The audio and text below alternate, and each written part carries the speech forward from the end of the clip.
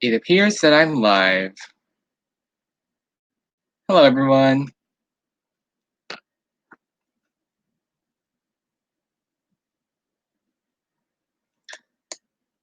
All right, I'll start in a minute or two. So sit back and relax.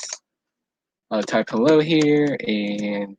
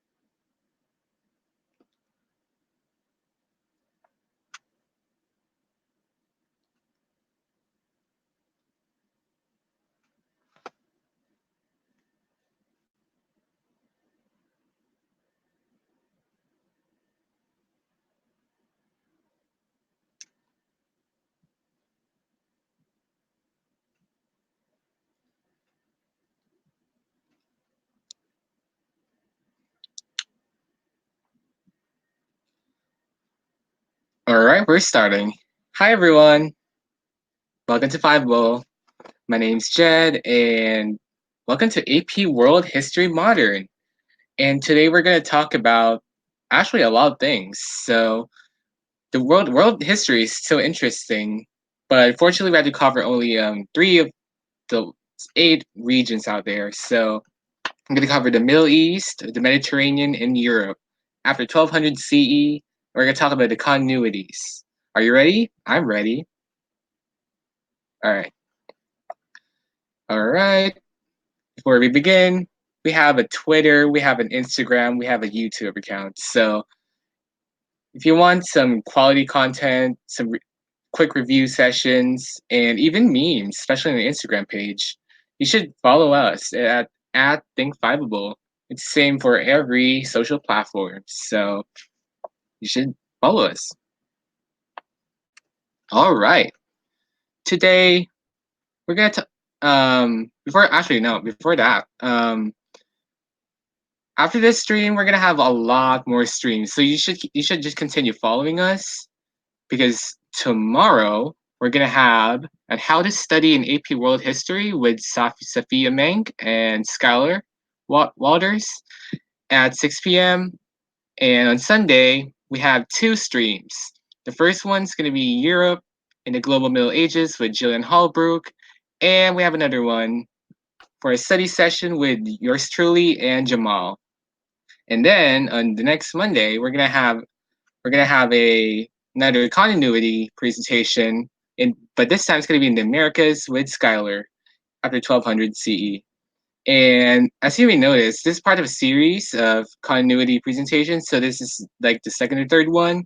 So we finished South Asia and China, and once again we're gonna have Americas next. So make sure you check the replays if you're part of 50 Plus. All right. In this stream, we have an icebreaker. We're gonna start an icebreaker.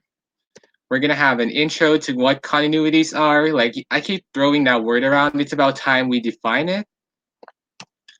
We're gonna have a really brief but content recap on geography and events pre 1200, with in the Middle East, the Europe, and the Mediterranean.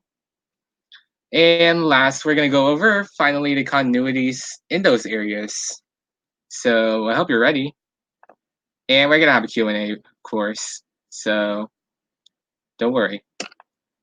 All right, before we begin, I want to show you this interesting picture I saw over the internet. So this is relevant to our time period. So these are scholars at the Abbasid Library from the Maqamat of al-Hariri by Yahya ibn Mahmud al-Wasiti in Baghdad.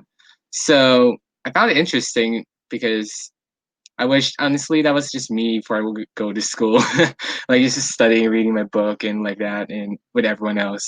So, all right, icebreaker time. So I'll need your participation here. So if you're lurking in the chat, time to get out of that shell and let's do this. So this is an easy, no-brainer one. So we have 4 lines here, and we have a curvy one, um, we have a straight one, and I just want you to find the odd one out. So down in the comments below, real quick. So just put 1, 2, 3, or 4.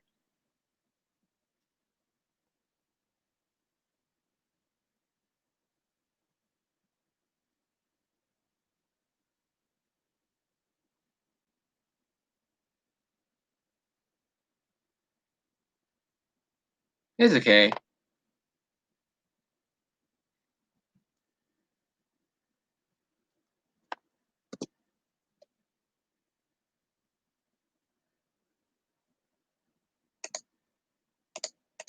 All right. Spoiler alert. Well, the right answer would be the second one. And why is that so? Well, visually you can tell it's really pretty obvious that the second one is very different from the others. But what makes it different? You can see that there are dots there, which makes it inconsistent. While the other ones, the straight line, the curvy line, and the squiggly line there, they're all consistent throughout the line. So what does that mean? Why am I doing this?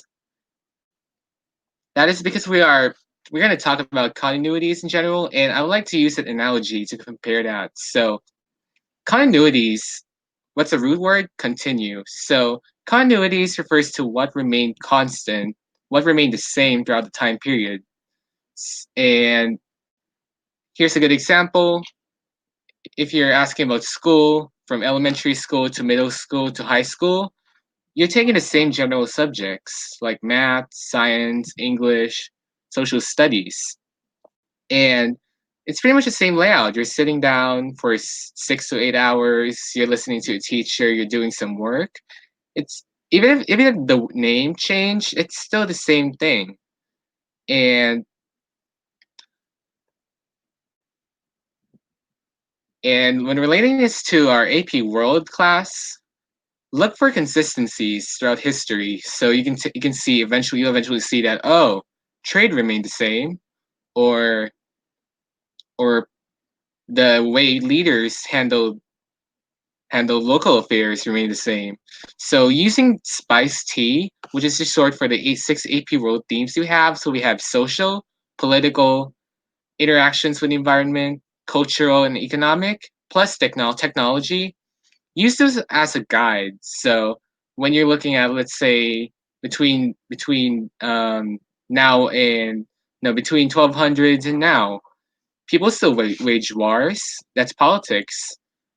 Women, at some extent, were still subservient to men um, between that period. So that's social. You can use these themes as a guide instead of just blindly trying to look at the picture without like being clueless and you don't know what you're doing. So here's a guide question: did the region have the same political structure? Is that a social hierarchy, economic methods, technology, culture? And and once again, you want to keep an eye out for the continuities in the region we're going to talk about today. So yeah, we got this. And just a geography recap, we're going to focus on that region in the blue circle there. It's on top of Africa. That's mainland Europe, the Mediterranean Sea.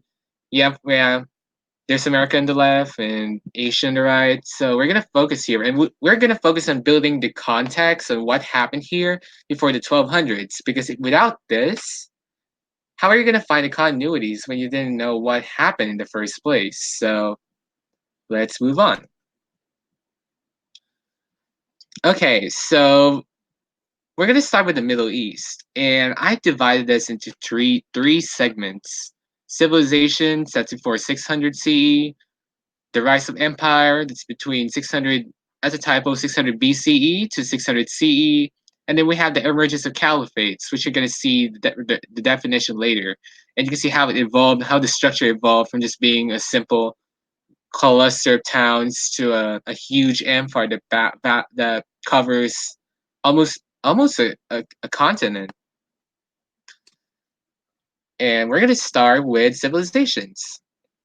So as you can see in the picture over there, there's an area shaded in green. That was Mesopotamia, and we don't people call it the Fertile Crescent, the land between the two rivers. As you can see, on top of the green area where there's two water forms, and civilization basically started. Civilization basically started. You have a river valley. You have a surplus of resources. You start agriculture.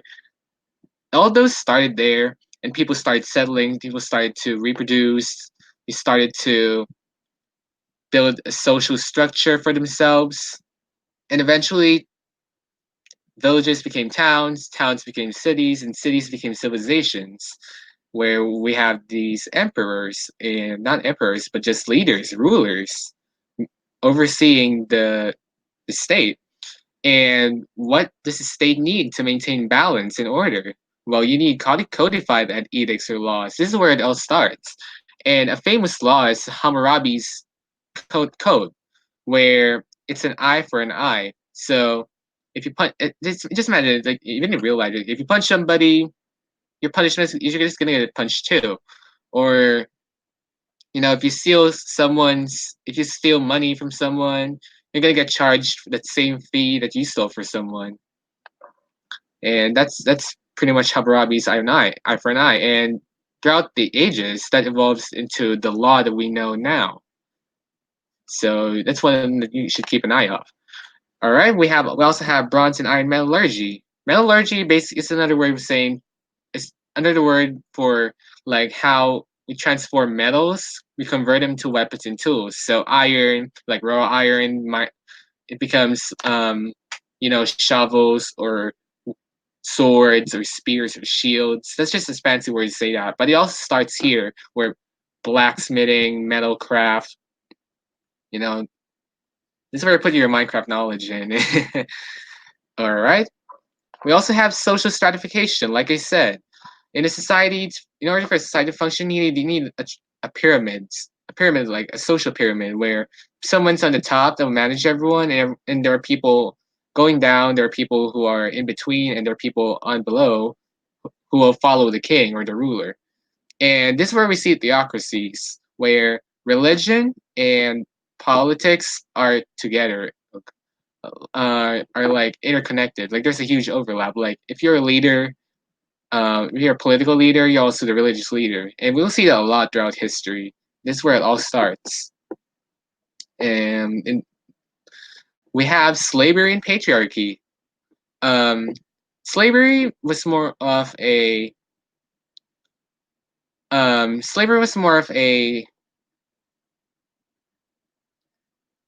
it's more of a way to clear your debts. Like let's say you owe me I owe you something, so if I can't repay it, I'll be your slave for who knows when, a couple years or even throughout your lifetime. And it's not really a slavery that we know in American history or in other times that where it's more of like enslaving people. It's more about like clearing debts. Patriarchy is also a thing where women were expected to stay at home and men did all the work. Men were the leaders. Men were the superior, and we're also going to keep seeing that throughout history. Also, Judaism starts, monotheism. They were minorities in this time, so they're definitely gonna emerge. But this is where they all start, Mesopotamia, one of the few places they start on. All right. Next, we have the rise of empire between 600 BC to 600 CE. So now that Mesopotamia eventually collapses, and eventually someone takes over, and guess what? What they're called? The Persians. And if you're gonna, I'm gonna flash the characteristics later, but if you look at them, they were a pretty solid empire at this time. That's because they dominate the region. They have a really organized structure, and we'll see here. It was founded by Cyrus the Great, and that's a spoiler alert. It was eventually conquered by Alexander the Great. But before we go into that point, it had a capital, Persepolis. It capitals aren't like how we think of it today. Like they're just like casual, like, oh, the capital is Washington D.C. Okay, that's it. Capitals before were way more significant because they this is where the political centers are. This is where all the taxes go, all the management goes, and capitals are pretty much a symbol of the empire. This is what showcased the might of the empire, and they also had a centralized government where everyone wherever you are, you're following the same laws, you're following the same rules, you have the same ruler. So everyone is expected to follow the king or the ruler in this case. And as they centralize the government, well, as you can see in the map, the empire is too large for the king or the ruler to manage. So instead of having to go around personally, you assign people, you assign bureaucrats, you assign mini leaders, local leaders, not local leaders, but officials. You hire officials to do the work for you. And in this case, we call it satrapies, where these guys called satraps, they tax the people, and um, they make sure that no, they also manage local affairs in conflicts. They also have road systems, so for travel, for more convenient access to the outskirts. And in this case, they had the Persian road system where communication was way faster, and letters took, instead of weeks and months, it took days even. All right, caliphates. Fast forward, Persia's gone eventually. Actually, not gone, but they didn't dominate the region anymore. They eventually weakened because of conflicts with the Greeks and the Romans. Actually, no, just the Greeks. And fast forward, caliphates emerge, and it's another term for the Islamic State. And this is the time period where Muhammad founds Islam. So even before the caliphates, Muhammad started this religion as a counter belief to the people in Mecca, in Medina. And once he gets a following, that's what became the caliphate.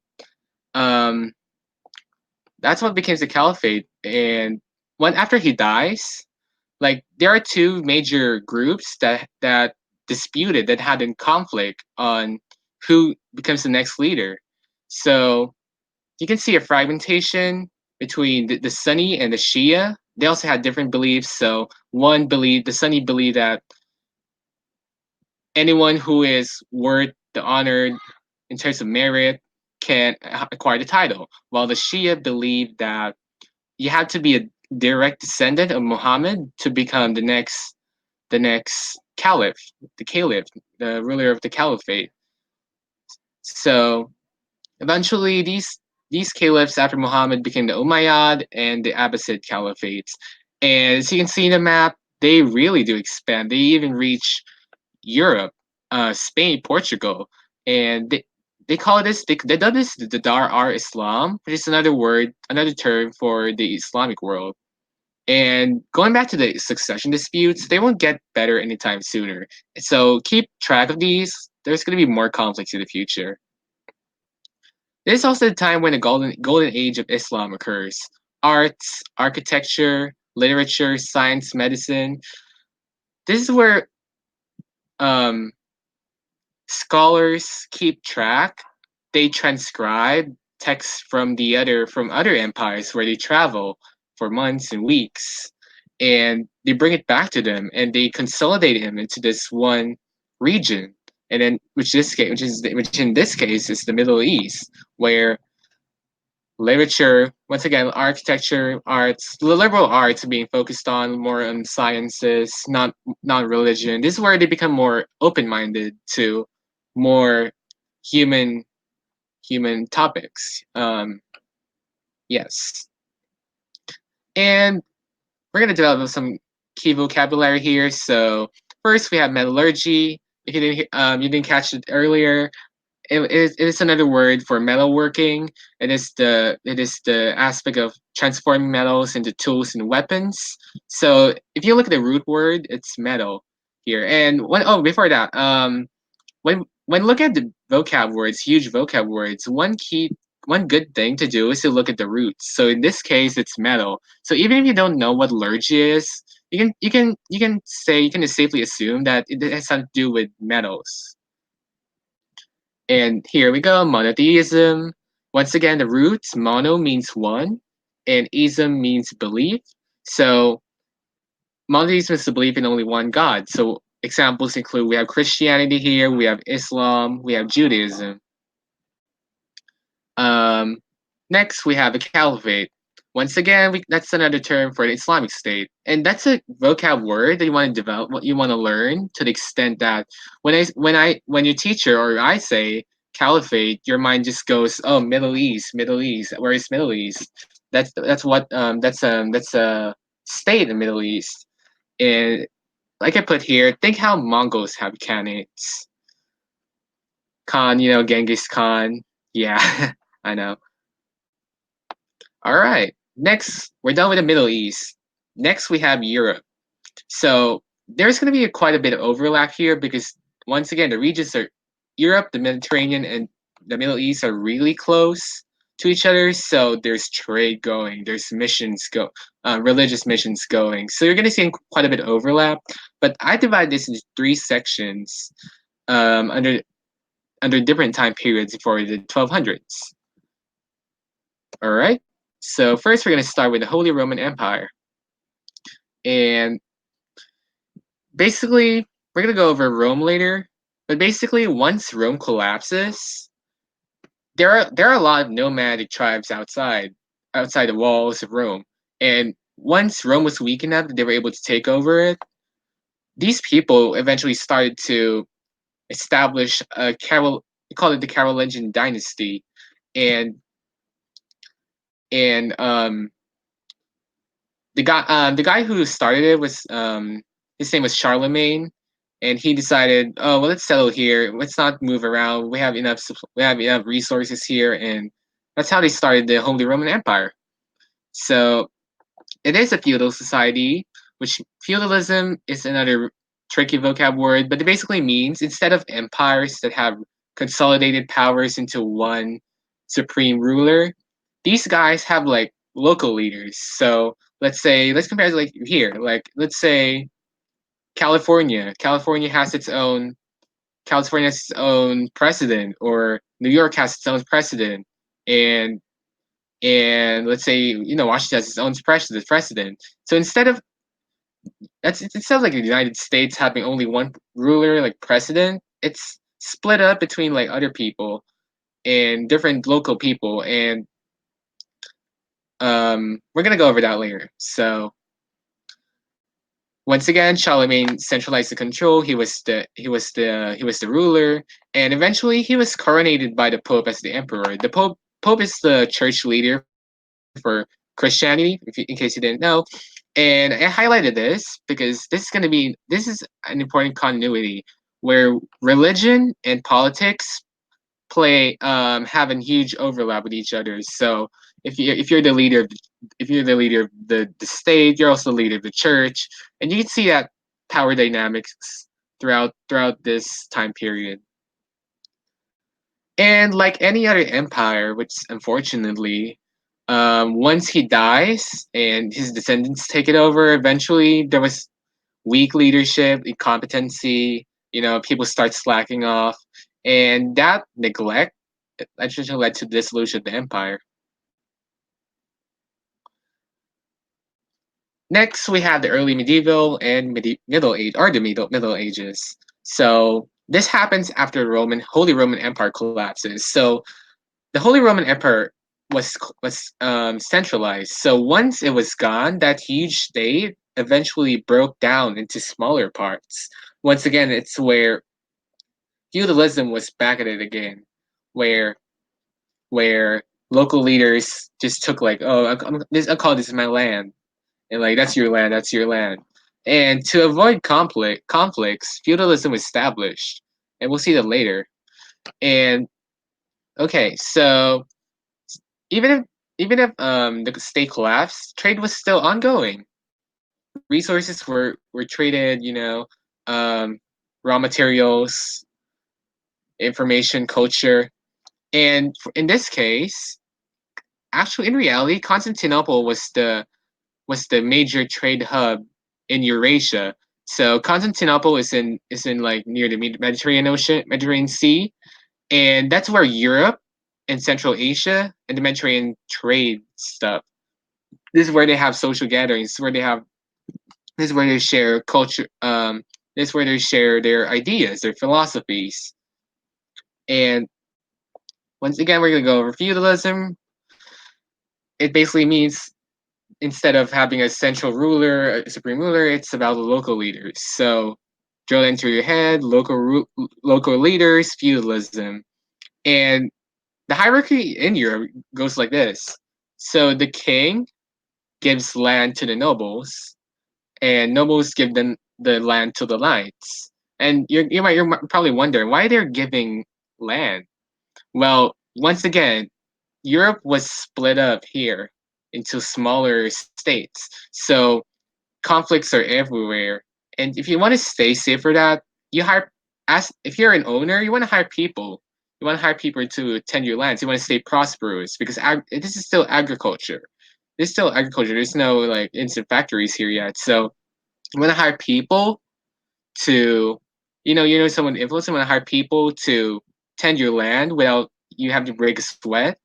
And those people want money. They want food. They want shelter. So you want to guarantee it to them. So it's like a give and take relationship. So that's actually the essence of feudalism, where where like in this chart, in this succession, the higher level, the higher group gives the lower group land to tend, and the lower and protection, and the lower group gives the higher group their time to work on the fields and stuff like that. So here, the lowest ones here are the serfs and the peasants. They're working for the merchants and the knights all day, all night to tend the lands. Yep, I just said that. Lower works for hire for money, higher offers protection and produce. All right, that's pretty much the Middle Ages summed up. Next, we have evolution of Christianity. So this is where, remember how Christianity originated. Christianity originated in Europe, in pretty much Rome, and where he gets crucified on the cross. But Paul and his other missionaries and his apostles, they spread the word, they spread the religion, they spread theologies over Europe. That includes mainland Europe, that includes North Africa. So you can this is 600 BC. I mean 600. It's another typo. 600 CE to 1200 CE focus more on developing the religion, like more complex theologies are being put into effect. So we have theology here. We have scholasticism, where religion is combined with logic. Cathedral schools are established as a sign of the influence Christianity has in them. People now start to believe in relics, holy objects that represented these holy figures in their religion. And you also start to have saints. There's a lot of saints here, like Saint, just name a guy, Saint Jerome or Saint John. Well, where did they start? When did they start venerating them? It started in this time period. And they also started to focus on, it's not really philosophy, it's more of a method of living. It's called monasticism, where you it emphasizes religious piety, where you live holy lives, you help others, you be kind to one another, and this is where it all starts to be enforced. Not enforced, but it's going to start to be a society thing where it's a mentality, and eventually there's a lot of politics and disputes, which in like beliefs, and church leaders are arguing like who gets on top. That leads to the great schism, where the church eventually splits into two, and one is the Roman Catholic, which is on Western Rome, and the other is Eastern Orthodox, which lies on Eastern Europe. Or and we'll see more of that later. But that's the general idea of the conflict. Like they were arguing on doctrines, like did he do this? Are you supposed to do this or do that? Like is this a sin? Is this considered sin? Like they were arguing over stuff like that. So another interesting development here is the Crusades, where um, Jerusalem is basically in the Middle East. Jerusalem is the holy land of the Christians, and the Muslim nomads or just groups took over Jerusalem, and now these people, these Christian leaders, want to take it back. And spoiler alert, they kind of fail, but this is where these more of the religion, more Christianity gets spread in across Europe. So it's kind of a win lose situation at the end. And here's some vocab for unit for Europe. Once again, this more focusing on the Crusades. I compare it to an Area 51. So like imagine you storming Area 51, but it's more religious based, and it's just you're there for fulfilling your God's will. So like, oh, I'm doing this, God wills this, and we want the land back. So it's like they can't stop all of us. So that's pretty much the Crusades. That's pretty much like the Area 51 raid, but like kind of more or less lamer. But um, that was when they tried to retake Palestine and Jerusalem for the Muslims, in which they ultimately fail. But they get to trade and share these ideas with other people, not only from Europe, but also to the Middle East, which is good. Next, we have the schism, which is once again, as visualized here, it's the split of the Christian church into two, the Roman Catholic and the Eastern Orthodox. All right, it's a big concept, feudalism. Basically, as I said earlier, it's about giving power more to local rulers so they can manage their own lands. And these guys, the king grants land to the nobles, nobles grant land to the knights, knights grant protection to the peasants. So basically, the goal here for the knights and the nobles is to give as many lands you can, tell them to work on it. You get the profit from agriculture. You get most of it. And as a peasant or a lower position person or a lower hierarchy person, your goal is to provide services to the higher ups, so you can stay there, you can still chill out in your home, and that's going to be a global continuity because this exists not only in Europe but also in other places like Japan or Afro-Eurasia, which means Middle East, and even Africa in a smaller extent. So here it says in the left it says protection in exchange for labor. Last but not the least, we have the Mediterranean. That's before 1200 CE. So this time I divided into two sections, which is the classical era and the post-classical era.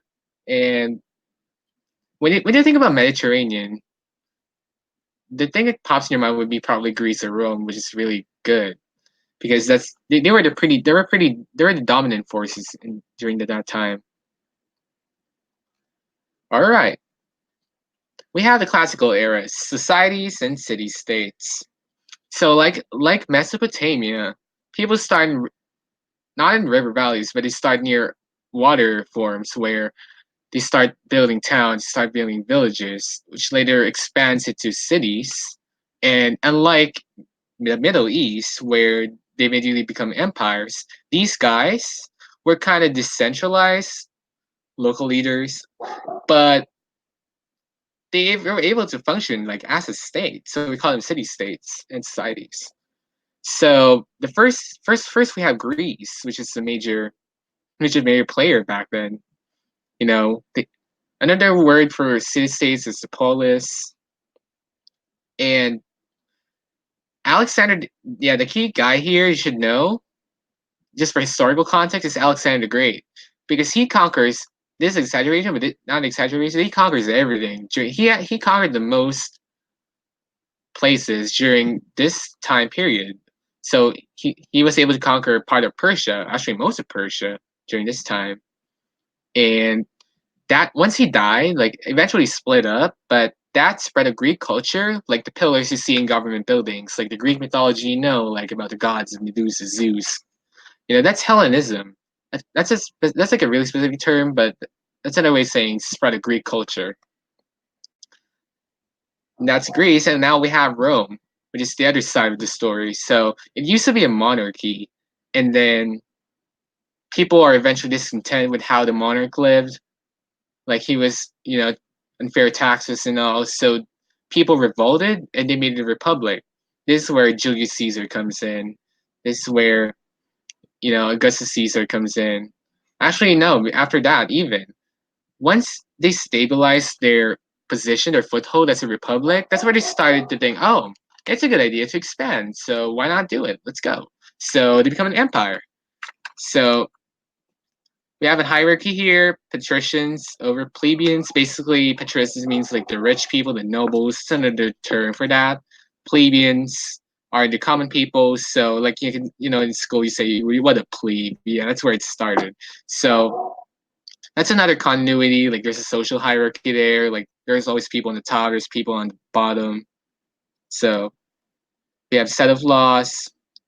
Again, like Mesopotamia, like the Code of Hammurabi, we have like the foundations of our modern laws, the 12 tables. And we have post-classical era, where this fast forward, Rome is a huge empire. But like every other empire, this is a key concept, they eventually fall. Weak leadership, rebellions, outside forces, they eventually fall. So Rome, in this case, it didn't entirely fall, but it splits into two: Western Rome and Eastern Rome. So we have a major shift. Once again, we have a major shift in power dynamics. The Hellenistic trade opens up the Silk Roads, which are important trade routes along Central Asia.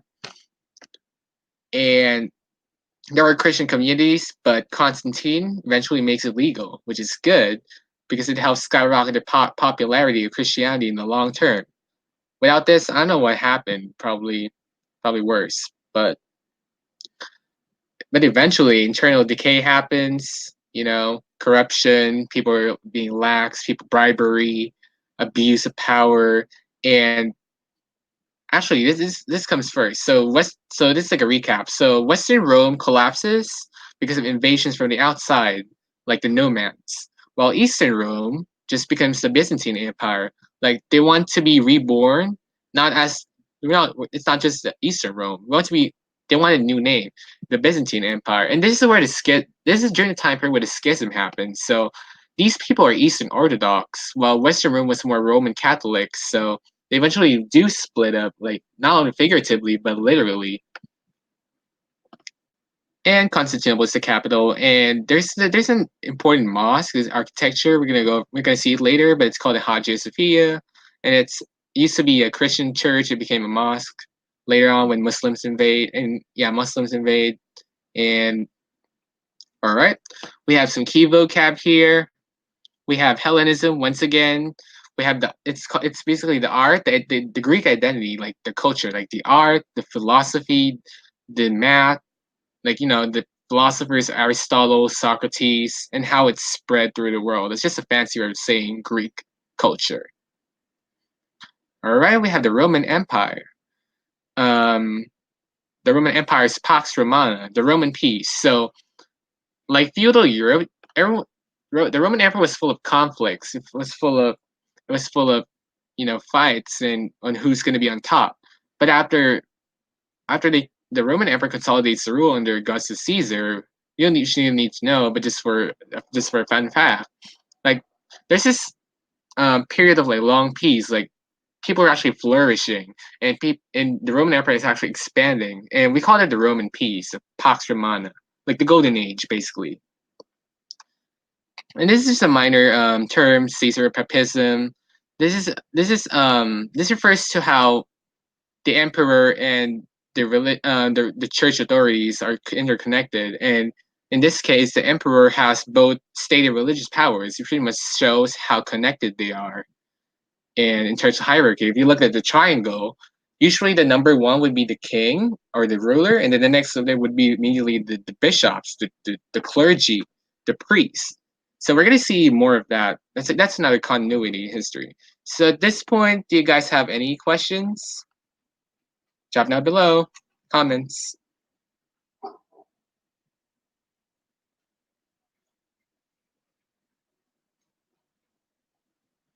All right, we're gonna keep going on, and next, now that we know most of the 1200 CE content, we're gonna move forward with a global tapestry.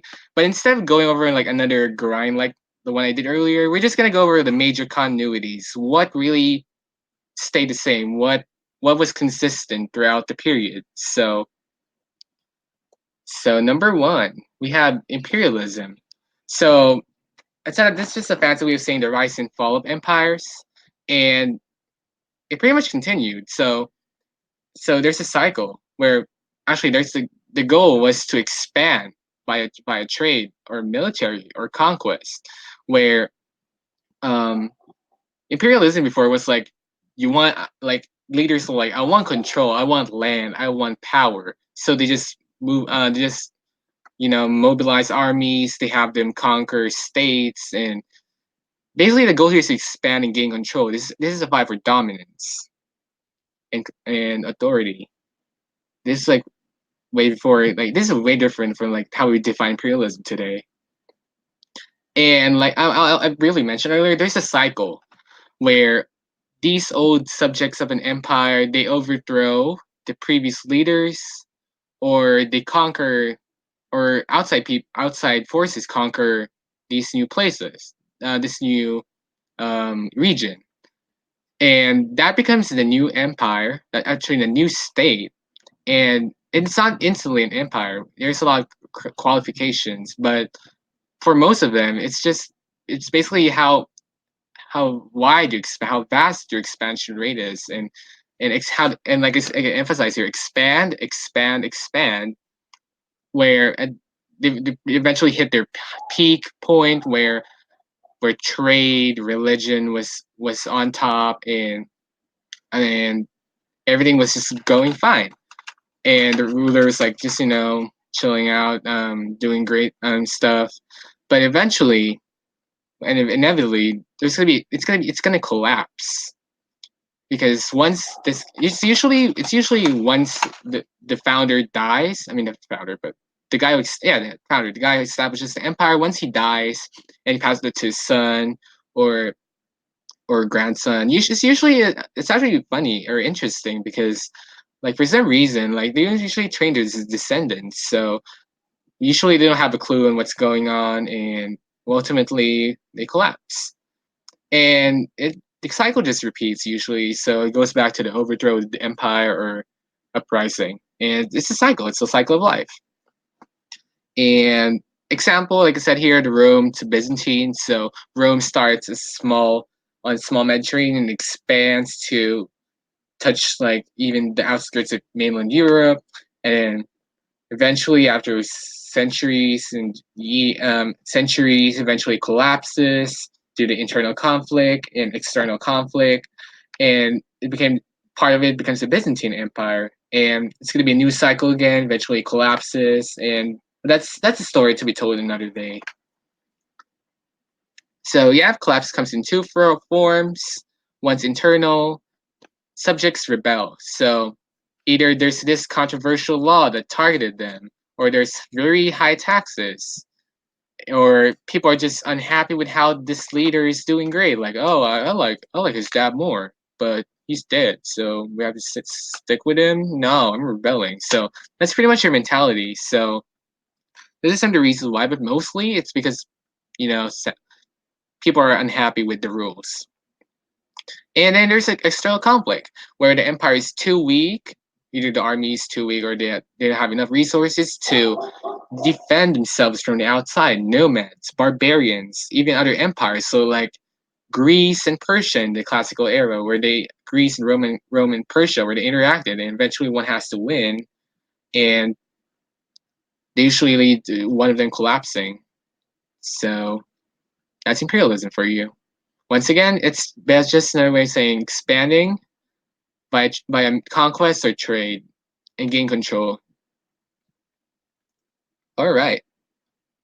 So here's a histomap where I want to focus on the one in pink where it says Romans in the middle, where it's like once again we have the cycle here where the larger the area means the more influence you have in human history. So you can see that during the Romance in the top, they were at the peak, but you can see as it goes lower and lower, it starts to diminish. Where it may not be clear, but you're eventually going to see Western and Eastern empires. So that's where they split, and eventually one of them becomes the Byzantine. So it's like a cycle. It's like a inevitable cycle. So eventually it has to happen, but once again, Rome empires rise and fall over time.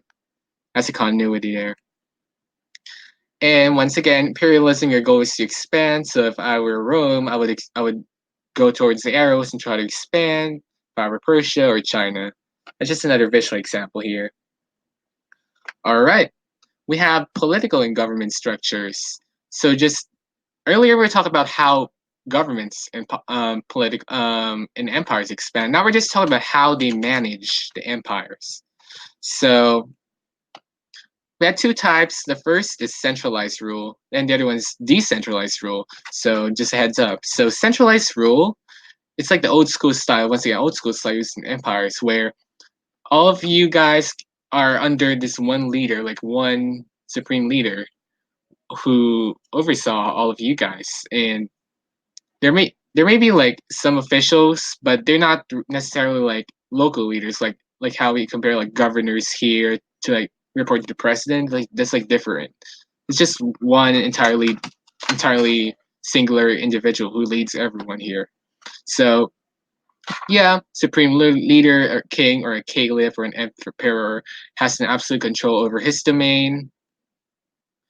Religion is, and this is also continuity. Religion is often used to justify authority. So let's say I'm a leader and I want to convince. It's a good strategy also to convince people, like people, because back then people are so religious, and so like imagine like I'm a leader and I want to convince the people that I'm on their side. Like I just want to be a good leader, you know. So instead of like trying to make up some arguments or just try to, I don't know, fake your way through, I'm just gonna say like, oh, God, or Allah, or God will told me, God wills me to, like, I am aided by the power of God, and everyone, there's that chance they're gonna believe you. And that's usually how leaders.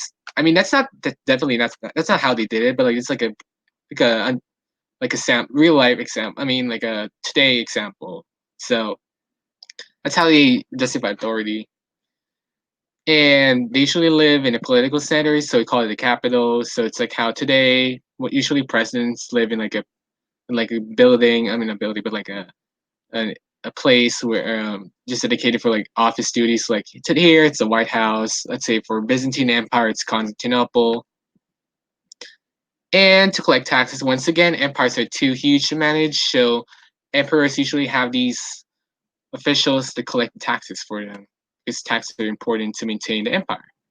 Same rules and laws throughout the empire, because once again, it's consistent throughout the empire, no changes.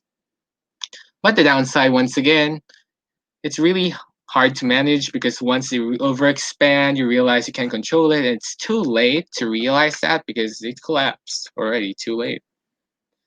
And real life example, let's say, you're in school, like it's like your school admin or whoever you call it, like a principal has say on every policy in the classroom. So like phones, homeworks, tests, like it's consistent throughout the entire. No matter what class you're on, like you can't. Let's say you can't use for your phone.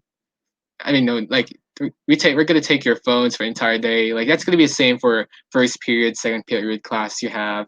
So yeah, continuities. So actually no. Examples, we have the Roman Empire and we have the Islamic Caliphate. So they're pretty centralized at the time because they were for one, the Roman Empire was led by the emperor and the caliphates were led by caliphs. So they weren't really sharing the leadership role to anyone else. So they had all the power in them. So and we have the other type. We have decentralized rule. Well, what's the opposite of centralized? Decentralized. So if in centralized rule one has all the power, in this case, it's split to local lords or nobles. Well, there's still a king or a ruler, but it's more of a figurehead position because locally, like let's say you live in one region, well, you're gonna focus more on appeasing that guy who leads there instead of the king because he's the one who has control over your life, and that's the case for the most part.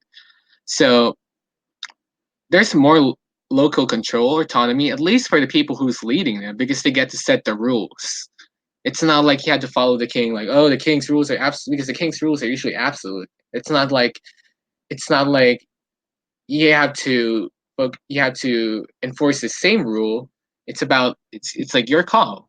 Just do it. If you want to, let's say you want, let's say, basically you just want, if you want, it's not you don't have to follow a strict guideline, basically. Yeah. And yeah, once again, rules may vary depending on what region you're on because it's on the local ruler's hands instead of the king's on the rules, in terms of rules. But the downside is there's a lack of unity. So let's say there's a huge threat threatening this like region and everyone's like split up. So it's harder to people are more skeptical where, you know, when they see there's a threat, they're gonna focus more on strengthening their own land or fortifying their own land and in defense other than like helping the other guy because it actually would be better if the other guy collapses because they can just take it over. So it was full of that attitude back then, and the most part. And also, nobles can easily seize the power and rebel against ruler because once again, nobles know more about the demands of the common people, and if they use that as an advantage, then the king, it's the king's time to say bye bye. Yeah. Yep. And using the same example, like school admin allows teachers to create and enforce their own rules. So if one teacher wants like allows phones, then he's good. And if one teacher doesn't want is a stickler to the rules, then he can do it. Like you do you. That's like the early example of that. And real life, I mean, historical examples of that is feudal Europe. Once again, that triangle earlier, the pyramid earlier, where the king, nobles, peasants, pretty much I mean, not actually knights before peasants, where they're pretty much split up and they're focusing more on either doing the work in the land or giving the land to the people. So we also had the Holy Roman Empire. So um, well, Charlemagne was the king. Actually, I think I misspoke earlier. So well, Charlemagne was the king. He actually gave most of the power to the his most trusted in group of I don't know more like friends, not friends. It's too hard to call it friends, but to like a group of people who managed the land in his steed, which, as we know, didn't end up great, and which led to its collapse. Next, we have architecture. Architecture continued throughout history, and this is because rulers used this to assert their authority. Like they build all these, they have these public works projects. They build all these magnificent buildings to showcase their power.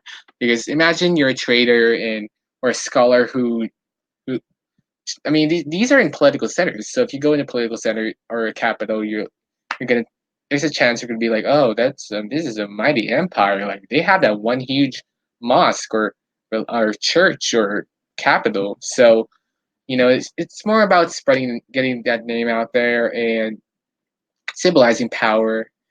It's like don't touch us and like that. So it also reflected the culture of its inhabitants. So art styles, religion. So you can see in this example here, the Hagia Sophia, an Islamic mosque in Istanbul. So you can see that there's the Islamic domes, like it's a characteristic. So like it not only it shows power, but it reflects the culture, the religion of the people living there. And once again, located in political centers, which is the capital. Next, we have patriarchy. So this is one of those factors that like stayed strong throughout history. It really continued. Even it took a while. It really took a while, like thousands of years to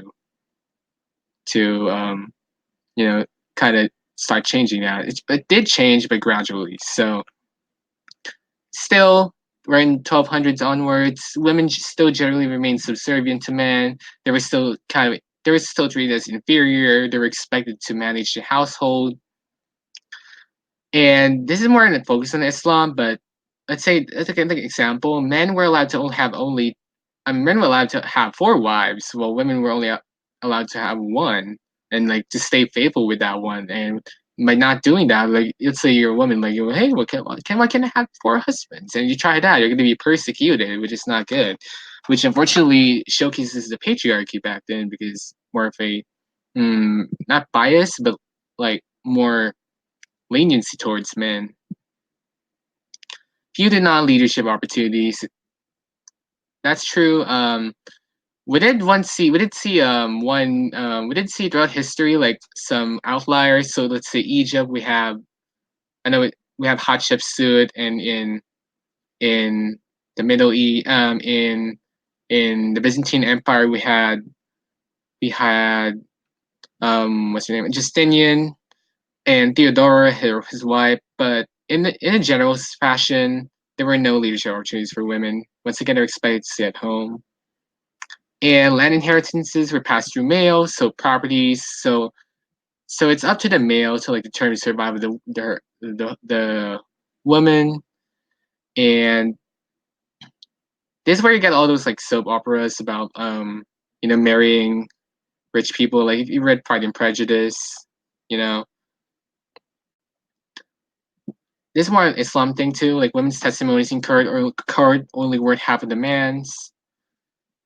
Yeah, that's another characteristic of patriarchy. As you can see, their opinions are valued less than men. Religions.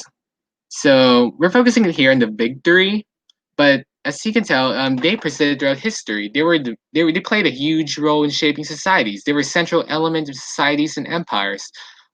They were part of the culture. They were part of, even in theocracies, they were part of the politics part of the empire, where you know if you don't follow this, or you're nonconformist, you're either arrested or executed or persecuted. And clergy and the priests, once again, were top of the social ladder in that triangle. They were influential enough to challenge political's authority.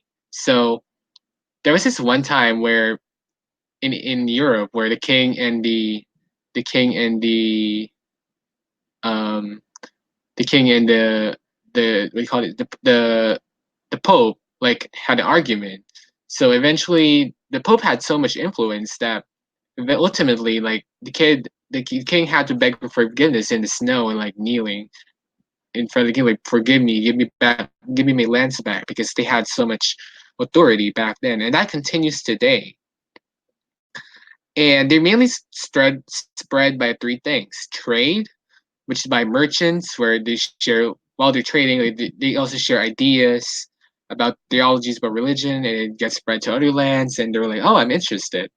Adoption of a ruler, think Constantine. So in empires, there's a tendency that if you adopt a religion, most of the other people are also going to adopt that, and that's this pattern you're going to see. Like in the Roman Empire, Constantine adopts Christianity, so everyone becomes Christian.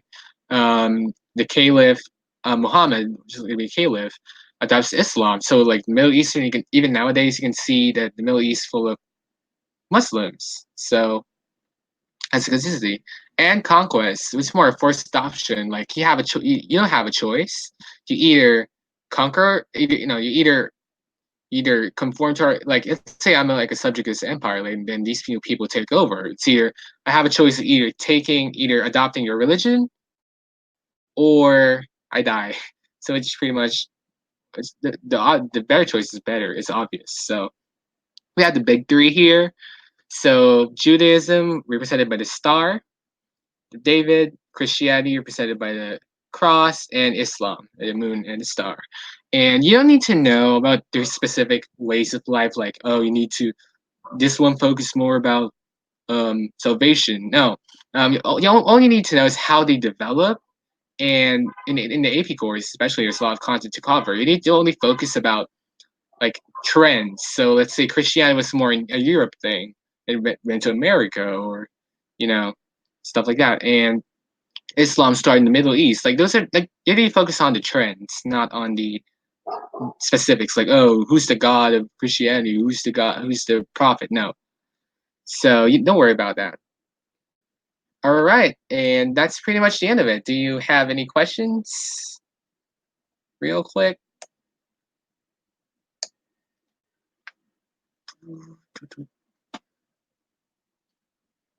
All right, since no one I don't see anything, so I would like thank you for sticking with me, listening to my my lecture on continuities in the Middle East, Mediterranean, and Europe. Once again, soon we have studying how to study an AP world with Sophia and Skylar. We have Europe in the Global Middle Ages. We have a study session, and we have the Americas. So stay tuned.